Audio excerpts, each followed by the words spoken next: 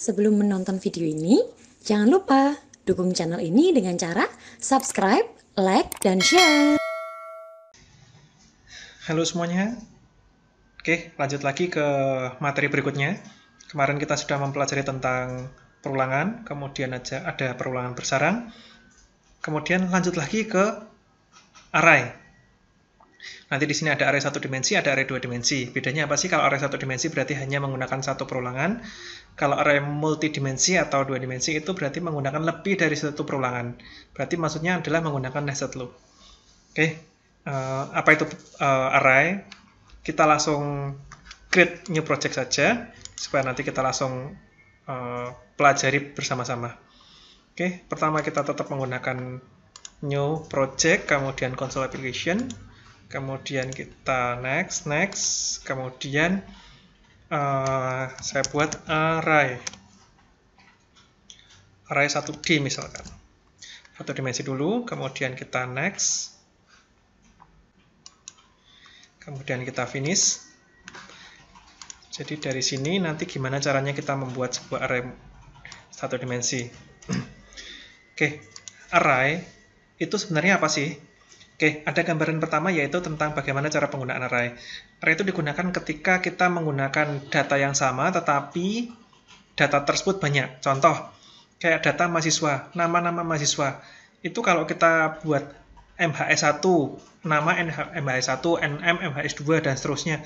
Kalau dalam satu kelas ada 40 mahasiswa, apakah kita juga mempunyai 40 variabel yang berbeda? Kan tidak ya. Mahasiswa tetap dianggap satu atribut atau satu variabel. Kemudian nilai nanti juga satu variabel dan seterusnya. Nah, oleh karena itu kita perlu menggunakan yang namanya array, digunakan untuk meringkas beberapa data menjadi satu data. Nah, kita pelajari dasarnya dulu.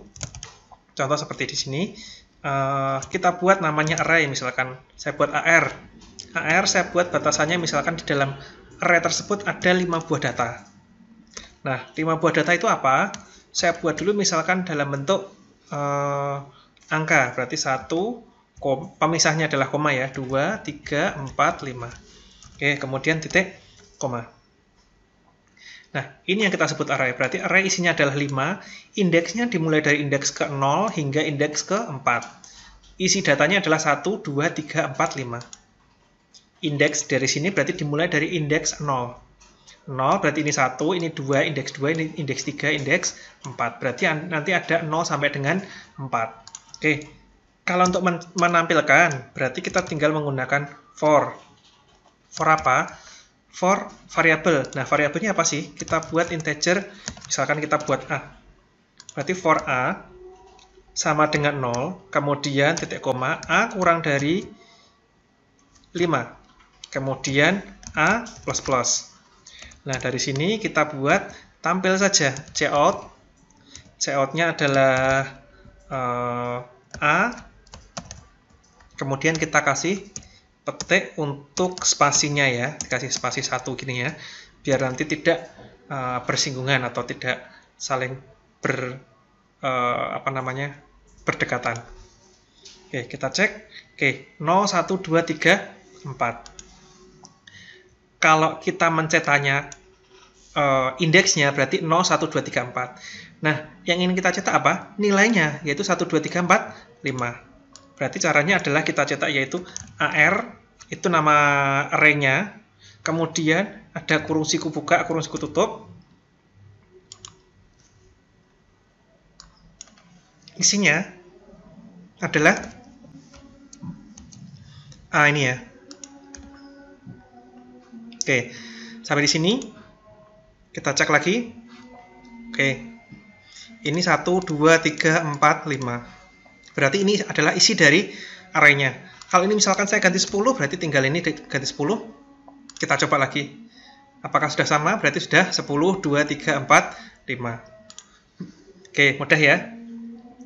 Ini kalau array-nya kita ketahui dan sudah di setting di dalam pemrogramannya. Bagaimana kalau kita tidak ingin menampilkan array-nya tetapi kita menginputkan? Berarti tinggal kita buat coding baru. Kita kopas dari yang sebelumnya. Loopingnya sama, cuma perbedaannya hanya di dalam loopnya saja, berarti dalam bentuk cin misalkan ya. Cin apa? Cin variabelnya yaitu AR ke A, titik koma. Misalkan seperti ini. Oke, berarti tadi ada 5 buah data, berarti saya inputkan misalkan dimulai dari 6, kemudian 5, kemudian 7, kemudian 4, sudah berapa ini? Sudah 4 ya. Kemudian tambah lagi terakhir 3. Saya enter, nanti menjadi 65743. Ini inputannya adalah 65743 ke bawah, yang ke kanan ini adalah tampilan outputnya. Kalau kurang menarik, tinggal kita tambahkan di sini misalkan cout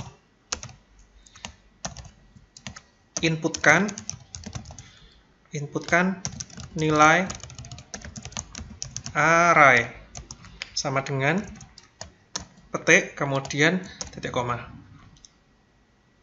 Kita cek lagi, berarti inputkan nilai array, berarti nanti misalkan ada 6, ada 3, ada 8, ada misalkan 4, terus ada 1. Nanti tinggal outputnya adalah 6, 3, 8, 4, 1. Oke, mudah ya. Nah, terus, Pak itu kan harus 5. Kalau misalkan tidak 5 gimana, Pak? Oke, berarti array-nya itu harus kita tentukan jumlahnya kan? Nah, kalau kita tentukan jumlahnya, berarti nanti dideklarasikannya di bawah. Berarti yang pertama kali kita lakukan adalah membuat inputan banyaknya array. Berarti kita tinggal buat cout inputkan banyaknya jumlah array sama dengan petik tutup titik koma, kemudian cin-nya apa? Berarti cin-nya adalah kita buat variabel bantu, yaitu yang baru, yaitu adalah misalkan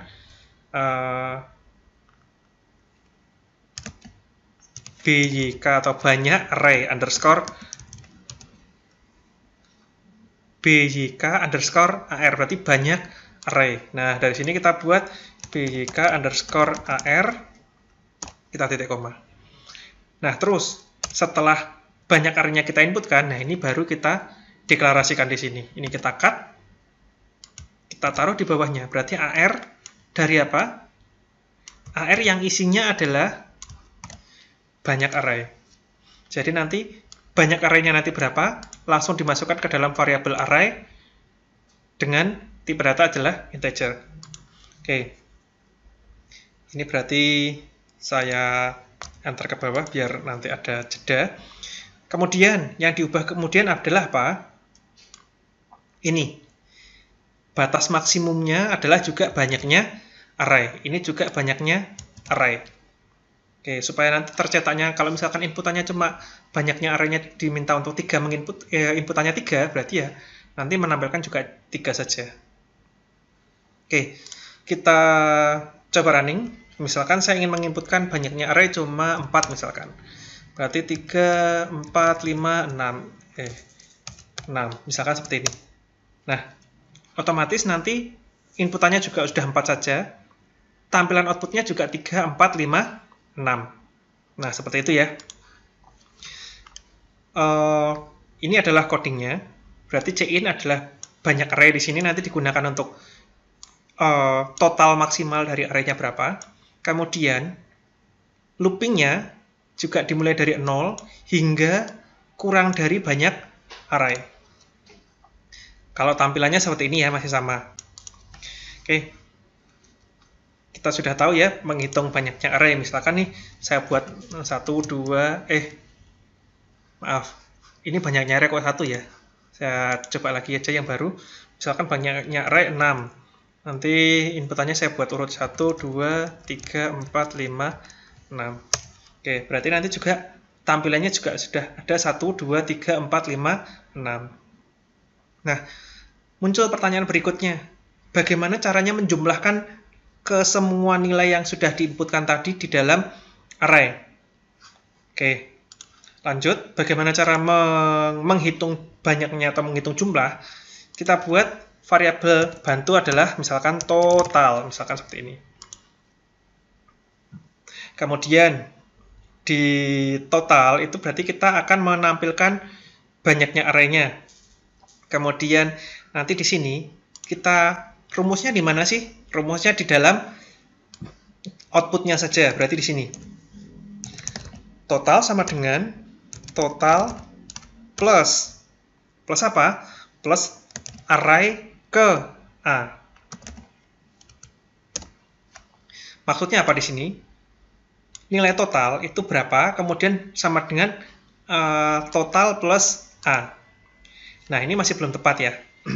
Nah, berarti setelah itu belum selesai ya. Nah, kemudian baru di-cout-kan nilai dari total tersebut. Misalkan saya buat total array adalah petik tutup, kemudian nilainya berapa nih, misalkan total ya berarti ya, variabelnya ya. Oke, misalkan seperti ini. Nah, nanti kita buktikan. Pasti masih ada yang salah, karena masih ada yang kurang. Coba kita buktikan dulu. Apa perbedaannya? Misalkan saya menggunakan inputannya adalah 4. Saya buat 1, 2, 3, 4. Oke. Nilai totalnya adalah 8. Apakah betul 4 tambah 3 itu sudah 7? 7 tambah 2? 7 tambah 2? Sudah 9. 9 tambah 1? 10. Dari mana total 8 ini? Karena apa? Karena di sini nilai total itu defaultnya berapa itu kita tidak tahu. Bisa jadi nilai awalnya adalah min 2 dan seterusnya. Oleh karena itu, nilai total di sini harus kita buat sama dengan 0. Mengapa sama dengan 0? Berarti kita menginisialisasi atau memberikan nilai awal, yaitu nilai total tersebut atau variabel total tersebut nilainya adalah 0. Nah, baru kita cek lagi. Oh ya, tadi juga tampilannya harusnya tampil ke bawah ya, berarti tinggal di backslash n seperti ini. Coba kita cek lagi. Inputkan misalkan tetap sama-sama 4 ya. Kita coba lagi 1, 2, 3, 4. Nah, sudah betul ya, berarti ini outputnya array-nya 1, 2, 3, 4. Total array-nya adalah 10. Dari mana 10? Berarti 1 tambah 2 itu 3, ditambah 3 itu 6, ditambah 4 itu 10. Oke, seperti itu ya. Jadi ingat, kesalahan tadi sepele. Hanya tidak memberikan sama dengan 0, efeknya adalah berubah drastis. Karena apa? Nilai total tadi defaultnya itu berbeda-beda di masing-masing komputer atau PC. Kadang di laptop itu ada yang nilainya negatif, ada yang nilainya positif, dan seterusnya. Sehingga menyebabkan apa? Menyebabkan nilai total akumulasi yang di sini adalah berbeda-beda. Nah, tapi kalau sudah kita seragamkan, total sama dengan 0, berarti nilai awal dari total itu adalah 0, terus 0 sama dengan 0 plus array ke-1. Array ke-1-nya tadi misalkan diinputkan 1, berarti 0 plus 1, jadi total adalah 1. Terus di looping lagi. 1 ditambah 1 sama dengan 1 plus 2 misalkan. Berarti 1 plus 2 tadi 3, dimasukkan ke dalam variabel total, 3, dan seterusnya hingga sampai sama dengan 10. Oke, ini kira-kira gambaran untuk memberikan penjumlahan. Jadi, bagaimana caranya kita memberikan dalam sebuah pemrograman? Itu pertama, pastikan dulu nama variabelnya itu jelas, kemudian inisialisasinya, ini berarti pemberian nilai awal, kemudian peletakan. Kalau ini saya letakkan di atas, apa efeknya?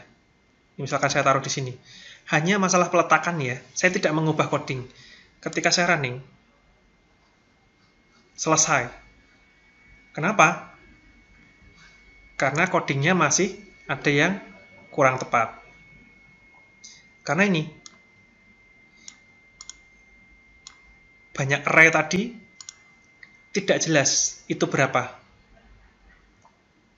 Nah, oleh karena itu ini kita taruh sesuai dengan urutannya. Kalau urutannya adalah menginputkan dulu banyak array-nya, baru kemudian nanti nilai array-nya tadi sudah mulai muncul. Nah, seperti itu caranya.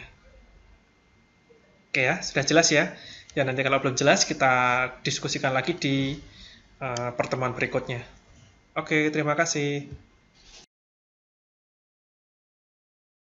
Thanks for watching.